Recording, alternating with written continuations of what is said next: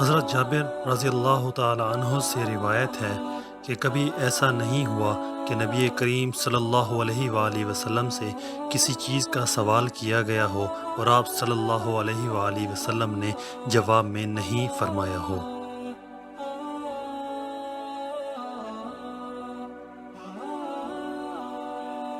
تشریح یعنی رسول اللہ صلی اللہ علیہ وآلہ وسلم کی سخاوت کا یہ حال تھا کہ آپ صلی اللہ علیہ وآلہ وسلم نے کبھی کسی سائل کو نہیں کہہ کر واپس نہیں کیا،